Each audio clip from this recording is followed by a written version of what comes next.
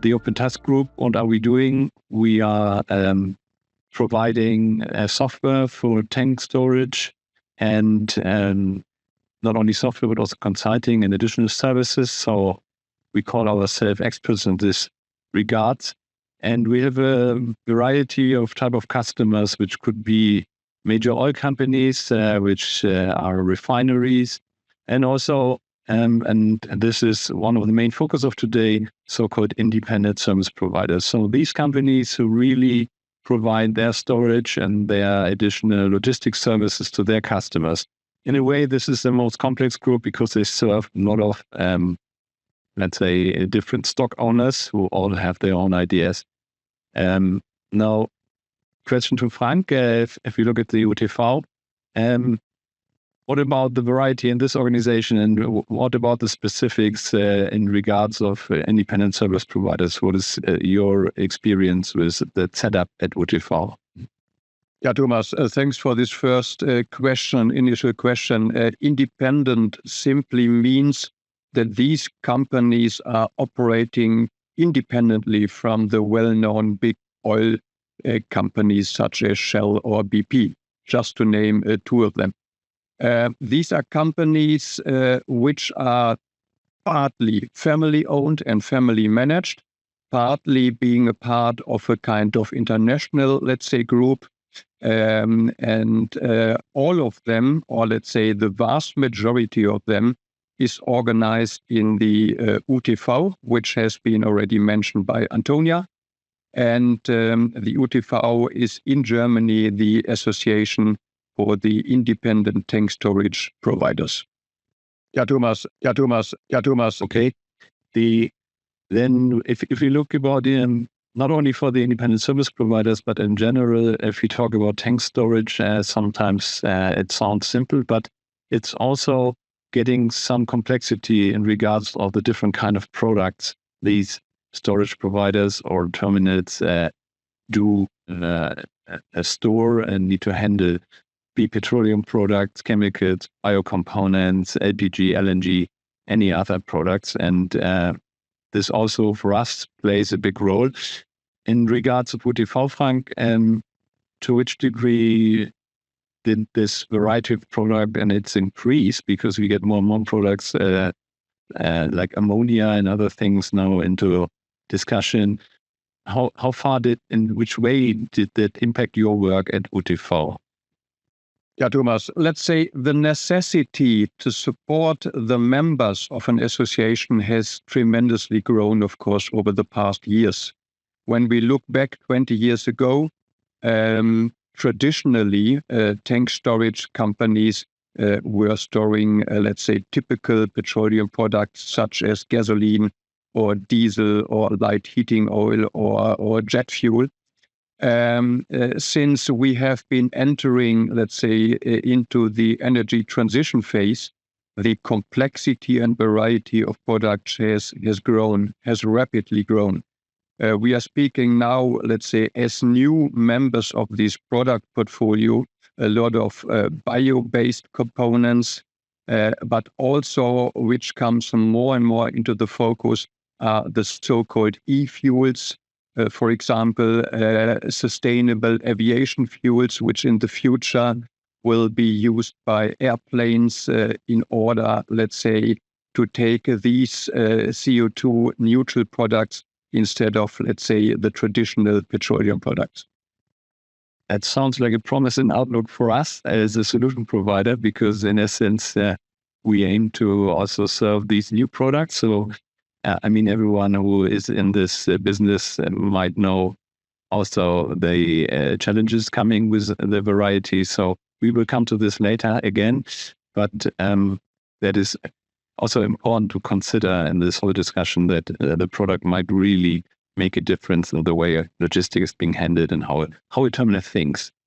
Now, coming to the third, let's say, category we would like to highlight here as a focus of this webinar, and we call it inland distribution terminals, which is in essence these terminals who get their product into the terminal by massive means of transport, by barges, by pipeline, or often here, especially in Germany, but also in some other European countries, by rail cars and trains. And they have certain specifics which we face. What is your experience with this kind of terminals, Frank? Is it what will you say? What makes this terminus in regard of their challenges or their demands special?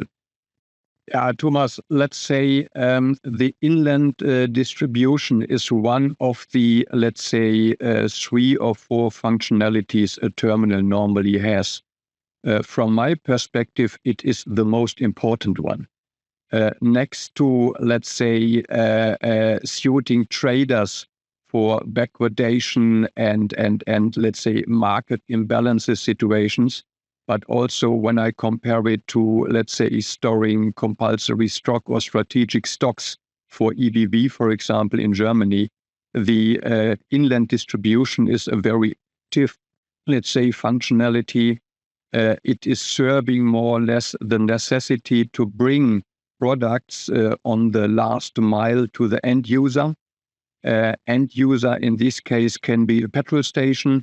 In this case can be, let's say, an airport when we speak about jet fuel, but also can be a normal household which is waiting for light heating oil in the autumn. So this is something which is a little bit depending on the location and the size of an terminal. Let's say a business which is working 24 hours a day, with the exception that on the Saturday afternoon, early afternoon, it has to be closed. But let's say in the night between Sunday and Monday, it starts again. So it is a permanent business. It is a business which, let's say, is very much and fully automated, and where the so-called truck driver has a very important role, because he is the person and the stakeholder who is actively, let's say, starting the loading process and bringing then later on the product to the end user.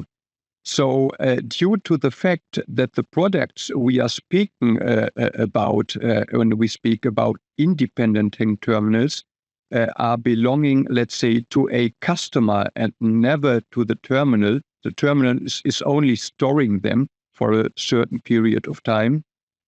We have here a very interesting and important, let's say, connection in the supply chain between terminal on the one hand side, the truck driver, for example, on the other side, but all the customer, of course, which has to place orders and which has to say what products have to be lifted at what time.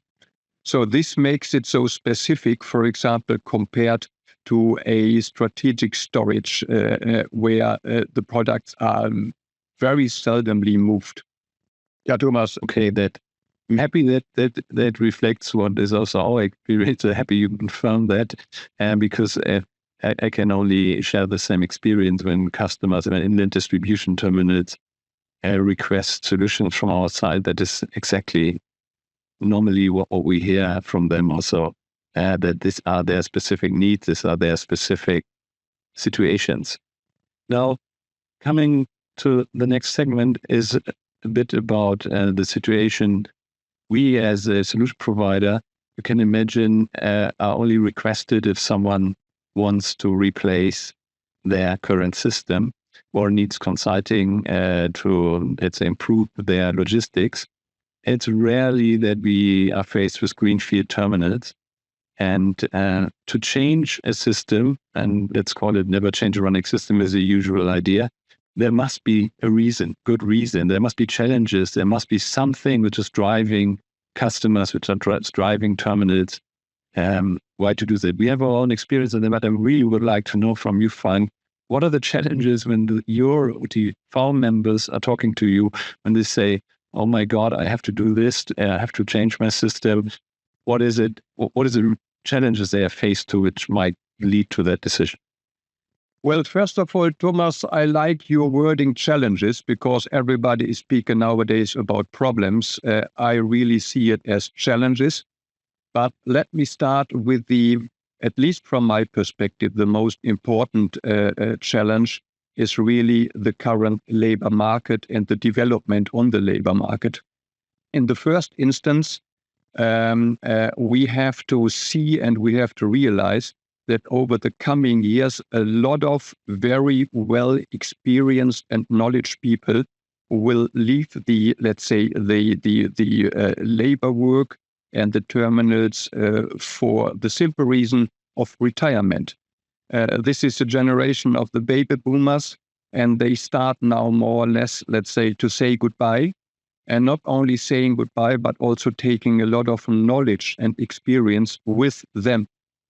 And there is a second, let's say, aspect in this labor market, which is more or less from our perspective, and we have been discussing it a lot also in UTV, the attractiveness of our sector over the past years has declined for whatever reasons. When we speak to younger people, let's say the preparedness and the willingness to work in shift systems, to work at weekends, to work at rainwater at night has somewhat declined compared to the past.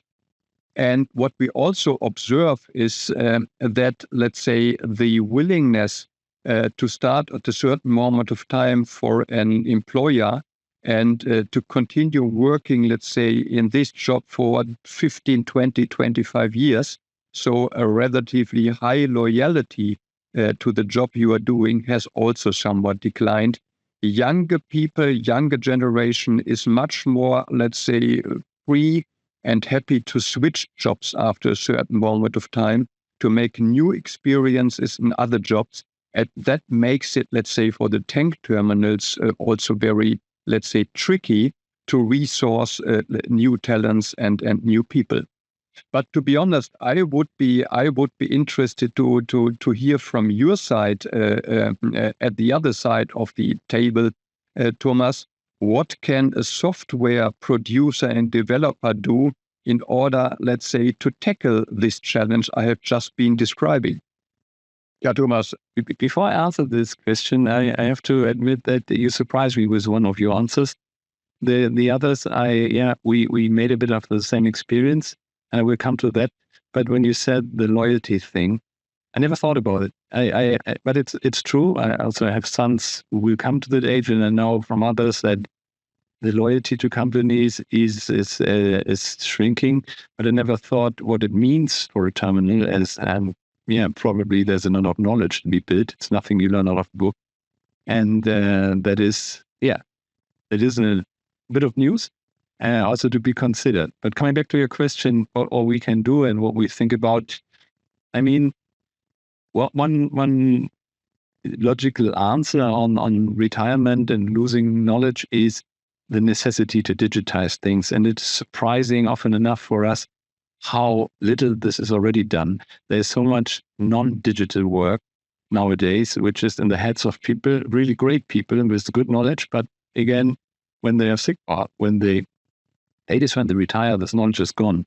And that means that it's a lot of pressure, which we recognize on customers who come to that edge and the experts are close to leave, then to finally think, oh, we have to do something, and looking for solutions, how we get this knowledge into a system, because it's not necessarily always possible to hand over to someone, and maybe also not the right way just to solve a problem with the next. No, so that is something we recognize. And so thinking about this digitalization is what we want to do, is to talk at the right point in time before these people leave, with those people, get understanding of their knowledge, offer options how to do it with our system, also with other business process automation options, and then really support to digitize this knowledge, to put it in, let's say, to parts of it into a system that never replaces people completely. That would be an illusion, at least for now. Even with AI, that might be the future, but we are not yet there. And that is also to be made clear to everyone. So sometimes this is a bit of making people afraid that they think there's just robots and IT. That will not be the close solution. Now, the second thing is about being attractive. This is also what we hear. The people coming now from universities, my children, they they live in digital worlds, they use all those new devices, and they expect to have that somewhere also in their workplace, which is often not the case in these terminals. You might have a very unattractive workplace from IT point of view. We're talking about rain and so on. I can't do anything on that. It's not so much raining in Hamburg anymore, but again, the rain, these kind of things is the outside world, but the inside world in the office, working with tools could be made much better. So it's a lot about usability, making workplace more attractive, and specifically also automate processes where people do, very stupid, repetitive work. They do it because they don't have an alternative, but they do the same thing 1 million times a day. We think, my God, why don't we use technology here, which gives these people more time for their more important things, and also takes a bit pressure out of their daily work. And then there's one thing, and this is a message to everyone listening and then having any impact on terminal decisions: Excel spreadsheets. I love Excel spreadsheets. I work myself with Excel spreadsheets, but they're the biggest enemy of the people, I would say, because Excel spreadsheets have the tendency to be everywhere in the company. And in a way, they're just an expression of the knowledge of the people who created those Excel spreadsheets. They can be very, very complex. And it has to be at a certain point replaced by some technology, because otherwise Excel spreadsheets have the disadvantage also to produce temporary results, copies, versions. And sometimes they are so full of formula, and they're well made, but so full of formula, only the one who created them understands them. And if this expert is gone, then these Excel spreadsheets fall apart. So this is a bit what we're doing on that behalf. Yeah, let me absolutely agree on what you just said a few seconds ago. I mean, I have also experienced this culture to work with and rely on Excel sheets, which probably not even as a surprise has helped us over many, many, many years. But looking to the future and looking into the future, that should not be the solution for the future, definitely not. And that has also to do with reliability, but also, as you rightfully said, with attractiveness of a job. Coming back to your, let's say, initial question, challenges, next to, let's say, the human resources aspect and the labor market, a second challenge is, and I think all our audience will know that and will experience that also every day, is the increasing, let's say, pressure in the supply chain, but also, of course, a very high level of competition in this field and in this sector of distribution. We should not forget, we have in the German association, the Independent Tank Storage Association, already more than 110 locations spread over Germany, for example. And the vast majority of these locations are busy on the area of inland distribution. Next to them, and in addition to them, we also have still a number of refineries in Germany which have, let's say, the same functionality. Also, they are part, let's say, of this overall process of inland distribution. Also, they are feeding, let's say, products into the last mile. So this is something which has become more and more the competitive edge, let's say, of this area. And the second, let's say, observation is clearly not, let's say, a surprise as well. Time is key. So people are less and less prepared to wait. People are much more expecting that everything is working, that they do not have any downtime, no waiting time, because also, for example, a truck driver is under a huge pressure. He has to deliver and he has to route, let's say, the next trip. And this is something which is, let's say, clear for us and which we have been observing already several years. And coming back a little bit to your expertise, but also to your experience, what do you think, let's say, an sophisticated software package, how can it help, to overcome these kind of challenge? Yeah, Thomas. Yeah, thanks for that question, Frank, because and it's not about the software only. As said, there's a lot more also in regards of consulting. I think one important thing is always to look at the entire supply chain and seeing, as you said, the process is not just driven by the terminal. There are so many participants joining the driver, the supplier, the haulier, the customer who receives it, maybe the customs, and so on. So it's very important to involve them into the process, the planning, the execution of the process as smooth, integrate in the earliest possible. That takes barriers away in the process and makes also life easier for a terminal, and it leads to cost reduction again, because you need less personnel to overcome all these obstacles of mails, telephone calls, and whatever emergency actions you need to take. And so what we look a lot here is about try to get integration, setting up standards for integration. We talk about PIDEX, we talk about the various formats to be exchanged between the participants. Portal use, so offer customers via our solution also the access to data to enter orders and so on. That is an important part. More self-service, as we all used to at an airport. Maybe not always liked, but at the beginning, but there's no counter anymore. We do everything ourselves. That is an ambition we see also for customers to do this in a safe manner. The driver can do more by themselves. Customer can do more by themselves if they are will to. That is a bit of a challenge for terminals, convince their customers to take over a bit of this task. And the other element, and that's always hard to discuss because it's a bit of a buzzword, standardization. I mean, again, to get processes faster, also in a way cheaper, and more easier understood for everyone, can be achieved up to a certain degree by standardization of processes, not have 1 million variants.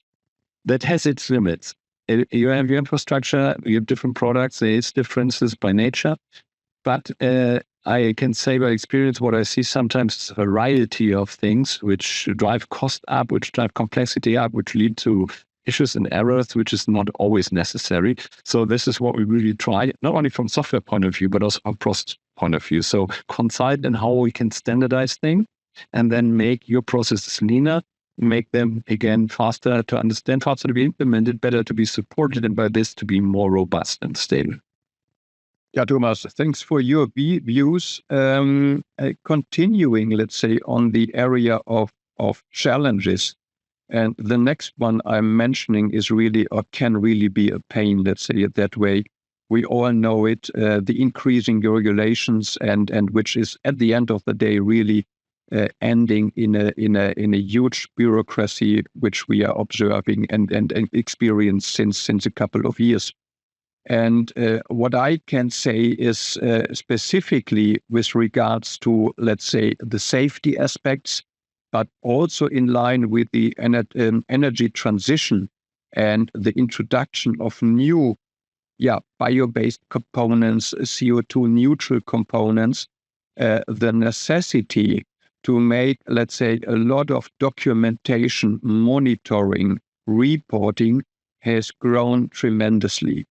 And all this has to be done more or less with the same number of people. This is something we still have to realize. And despite the fact that, let's say, the majority of politicians are making every week a lot of promises that bureaucracy will be drawn down.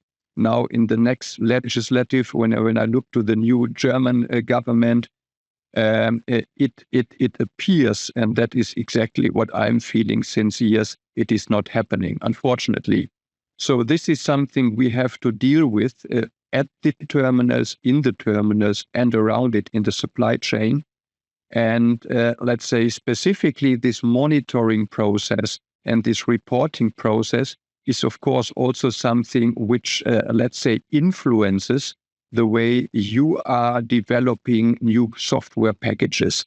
What do you think, what can be done on your side, to at least give your customer, the tank terminal, the possibility to gain, let's say, from new developments? Yeah, Thomas. First, again, the and thanks to bring this up, because again, this is affecting us a lot as the regulations, which are even regionally different, upcoming. And I have to say, I ask a bit of for understanding for companies like us creating software. Software creation is not like that. You need time to understand the issue, and then you need to plan it, and then you need to create it, and then you need to test it. And this is something we need to gather as soon as possible. What are the obligations? What are the things to come up, which are relevant for our customers? In this way, UTV plays a big role, but also other organizations who we try to actively join and gather information about what is upcoming, what is sure, what does it mean. It's a lot of learning. We're just doing a lot of customs parts, which I have to say it's an own area of deep knowledge you need. And that is important, not to think that we can solve everything ourselves. So we have to work close with partners. We have to gain information. We ask our customers to give us active information. We have to be proactive, look at the legislation, be part of those organizations, and therefore be fast enough on that, and also decide deliberately what we want to offer. I always say, no, we have partners who can do that, because it's impossible to do everything by our own. It's not our ambition. We have a lot. We have the most comprehensive software in this area worldwide, but it has its edges, and we have to say, okay, and now it's more about the partner approach. From technology point of view, is to provide a modular solution which allows customers to react with local solutions. Example, integration with the regional customs office for EMCS declaration is a regional thing. It's a typical European standard, is as European as it can be. Every country has a different standard in its country, and there is an overlying thing which is standardized. So that means working with partners is key here. And again, from software point of view, as said, I think it's impossible to follow all those legislation which get more and more rigid without software. That is impossible. And we have also the request often that customers, even specifically small terminals, say, it's not about only the software, can you give us advice? Because we don't have the capacity to gain all the knowledge in our little organization about this and that. That is a bit of request where we try to build more support, where we try to recommend partners and work with partners. So that is very important for us. But it's a big topic, you're right. And again, thanks for that question, because it's at the moment a real pressure cooker. Yeah, absolutely. And finalizing, let's say, this area of challenges, there is a fourth one, and for today should be the last one from my side. But I think a very important one, which is also probably helping a little bit on your side to understand why certain processes simply take their time in the, let's say, combination and cooperation between, let's say, you, for example, and a tank terminal. And that has very much to do with the culture, let's say, of our industry. I think I can rightfully say that we are known as more a kind of, let's call it, conservative industry. We have, let's say, for many, many years, we have our competencies built up. We have our experiences. We have core competencies definitely on the side of, let's say, technical infrastructure. We know how tanks have to be built. We know how a pump is functioning and this stuff. But on the other side, we are also, and I still feel myself to be part of this community, to be quite open. We feel, let's say, very much comfortable, let's say, with technologies and with systems we know and which have proved, let's say, to function well. So we are very carefully to finally go for new items, let's say, replacing well-known software or technology, which has proven to be okay. And a second, let's call it, risk, what our industry sees is, of course, when you change a running system, which is working right now, there is always a certain risks that at least at the beginning of the implementation side, there might be some downtimes, there might be something not properly working. And then I'm coming back what I already told with regards to stressy situations, expectations on the side of a truck driver, for example, who does really not like to have waiting times because something is not working. And so I think what is absolutely important, and you have been mentioning already, let's say, the crucial point of a very open and good cooperation between your side and the customer side, namely the tank terminal side, that there must be trust. And that, let's say, a tank terminal has to be sure and has to be convinced that the step this terminal is now doing towards a new software package is really working and is really helpful. Can you understand, let's say, what I have been describing to you? And did you make, let's say, similar experiences also already in the past? Thanks, Frank, for bringing this up. And I not only understand it, it's deep in my heart. This question about trust and transparency, which we face a lot, that customers maybe bad experience, whatever, they need to understand as a company, we are very long in the market already. So about 40 years, I myself 35 years in this area. And we have a very comprehensive solution. We have a lot of knowledge, but still learn at each project, we learn new things. Now, important is we try to do our very best in the given constraints which we find, which is timelines, which is budget, and so on.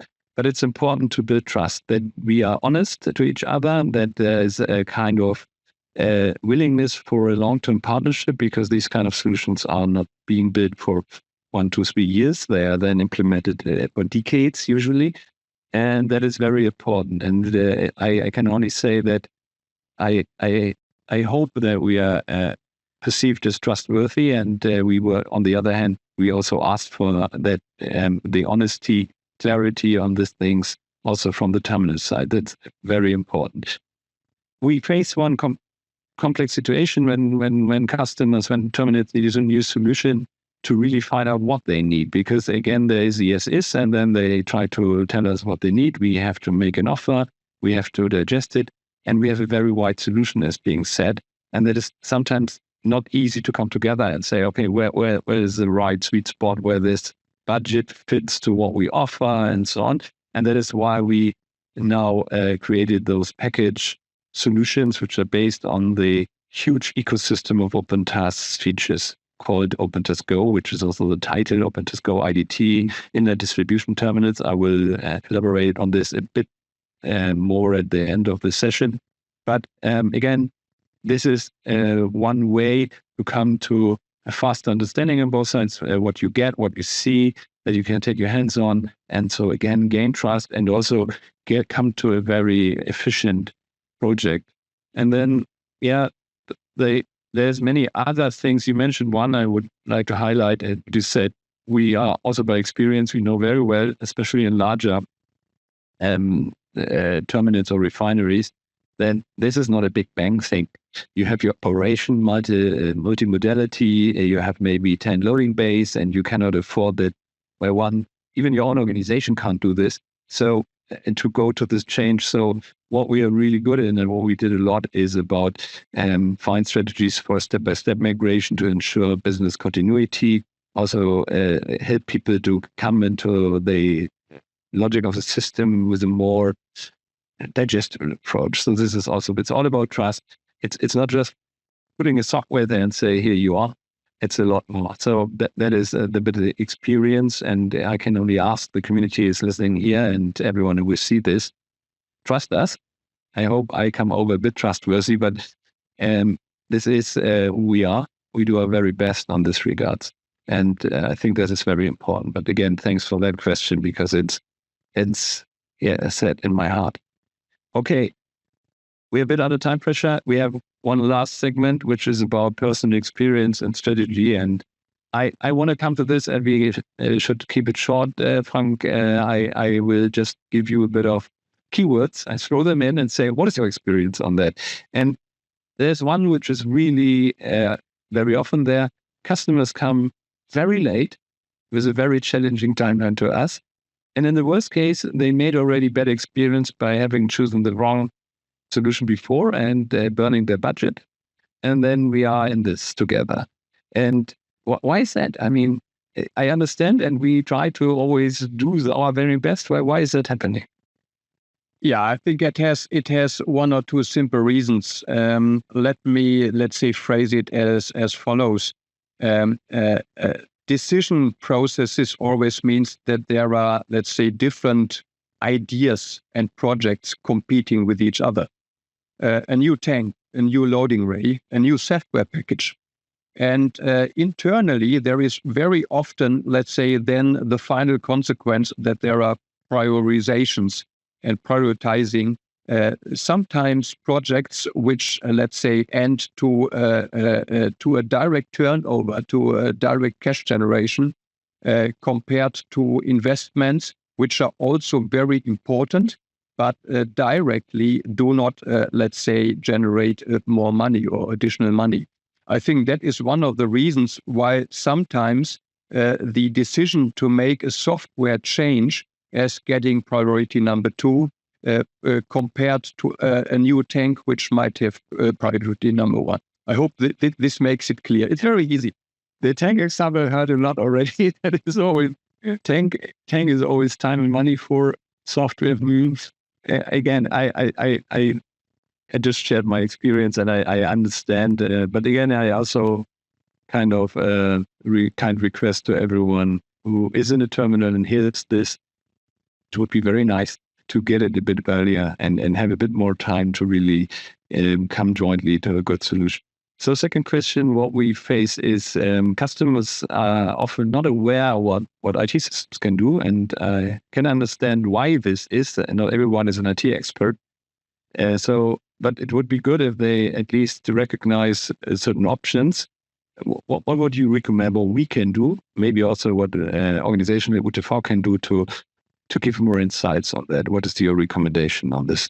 Well, looking back to my own experience working for UTV, we have been introducing over the past years different, let's say, knowledge and experience exchange platforms which help understanding much better the necessity and also the crucial, let's say, functionality of IT and software. So we have been, for example, introducing and implementing a new task force, which is called IT and IT security. And here also the security aspect, of course, is very important. And this, let's say, allows our people to connect much better inside, but also with our, let's say, new extraordinary members. And as you know, OpenTAS is one of the new extraordinary members within UTV to let's say, exchange these views and this information. Yeah, Thomas. Yes, I think that was a good decision to take us there, because it helps a lot also to gain direct information. I receive a lot of those information from UTV now, where we have insights about new regulations and so on. So that is helpful. I hope also this kind of webinars will help, and that is one element to let's say, inform, and we will further investigate how far this makes sense and what we can do on top of it. My last question in this regard is about, one of the challenges, I mentioned it already in a way, but terminals are different in detail. I didn't see two terminals doing the same thing. They are always in certain details, based on infrastructure, regional products, organizations, demands which you can't come over without being a bit specific. And for us, it's crucial. It's really crucial to find the sweet spot between standardization effects, which are also requested. We want standard, we want less budget, we want a lean implementation, and the ability to adapt to specific needs. That I have to say, this is a tough challenge, but it's also an exciting challenge. One of the reasons, one of the outcomes of the challenge are the OpenTAS Go packages we provide. But can you confirm these differences, and what about the willingness of customers to do some change? Yeah, first of all, you are right. I mean, each side is not exactly the same as the other side. That is by nature the fact. and we have a relatively heterogeneous, let's say, composition within our membership. So big players, smaller ones, small terminals, let's say, terminals at the coast. But on the other side, and I think that is the perfect basis for a kind of standardization approach, at the end of the day, and specifically when we speak about inland distribution, it is the same process. There is a product which is stored in a tank. There is a mode of transport. In this specific case, it's a road tank car. There are some other, let's say, stakeholders within the supply chain which are also exactly the same. And at the end of the day, the product has to be brought and transported in the right quality, in the right quantity, and safe, and let's say sticking to all regulations from A to B. So I think this process as such is pretty much the same, and therefore I see a perfect, let's say, basis to go for the standardization approach. And also willingness. Exactly. Yeah, I think that is, it's an important message. I hope OTV also spreads it to their members and say, just think about what you can also do to adjust to more standardized processes to make Thomas, the life easier, this of your employees, but also of your suppliers, software or other consulting work. That please spread this message if you can. Okay. Now everyone thought we didn't see slides, so what is happening and what is about the product, and you can't escape. Now I have some slides. First, thanks for all your information, Frank. We will be both there for some Q&A at the end of the session, but now 5 minutes of slides. You see this very nice drawing, and I will not go into all details, but what I would like to show you is that we look at a terminal not only from inside, also from outside. It's embedded, as you said, in the midst of supply chain with a lot of partners, and these connection points are crucial to have really a good, let's say, a good logistic process and improve the efficiency and how fast, in this case, a truck goes through the terminal. So that is important. You see all the details. This is all where we have solution elements where we can serve your needs, terminal needs. And the whole idea, if we talk about autonomous terminals, is not meaning, I mean, at the very end, there might be the lightning tower, everything is kind of working in itself, much more automated than you can imagine today. AI will play a role there. However, it also means autonomous, you are reactive with the terminal. So if things change, if legislation changes, if new products come, you don't have to go for new software. You can do this within the software. It's modular. You can add functionality. You can start small. You can scale up. This is the entire ecosystem of our OpenTAS solution. And now coming to a more linear approach here, because as said, this is a big thing I just showed you, and there are terminals who need almost all of it in the first moment. But there's a lot who say, no, I don't need all of that. It's also for me too complex to think. I need a lean approach, a lean implementation, and this is our OpenTAS Go solution. It's based on the OpenTAS solution ecosystem, but it's not packaged, and it's really also optimized to be fast implemented. It focuses on the automation of terminals, and it should also suit your budget. That's another thing, because one element, a big cost element of TMS is always a terminal management system, is the implementation. And the implementation time is a key here. And that is why we define now 3 types of OpenTAS Go variants. Today was about OpenTAS Go IDT and land distribution terminals. Then we have OpenTAS Go MRT. There will be another session later this year for marine and maritime terminals and being at the seaside. And OpenTAS Go SPT is a bit about specific products, special products like bitumen, like certain chemicals like LNG. So it's another variant of the OpenTAS Go. And again, the main purpose of it is to really provide full process automation, provide a complete stock management, provide the ability to do the accounting and management of all means of transport. But to have a quick implementation, a fast implementation, the ambition is always do it in 30 days for this one. And by this, really reduce the implementation cost drastically, have a quicker return of invest. But, and that is important, you still have a highly scalable solution. You can always ramp up this once you say, I want more. It's in the OpenTAS solution ecosystem. You saw the functionality which is there.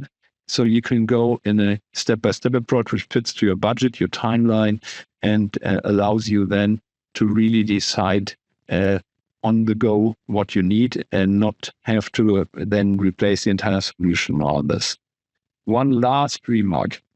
Not everything can be solved by our system. I think everyone understands this, and this is also not our ambition. And there is another way to do things, and we offer this also, which is IBPA. This is business process automation.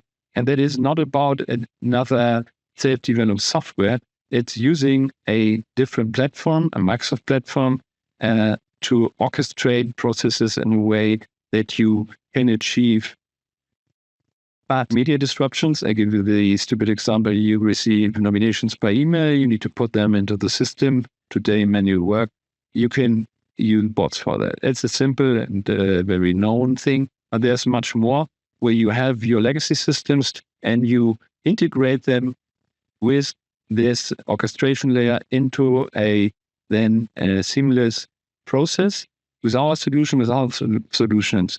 And by this, and part of this IBPA work is also process improvement. You look at the process, you see where are the gaps. That's not necessarily related only to what we offer. This is for the overall processes in a terminal, also outside of the scope of our OpenTAS solution. If there's any interest, you can contact us. Our colleague will be very helpful to introduce you into that and what she could offer there.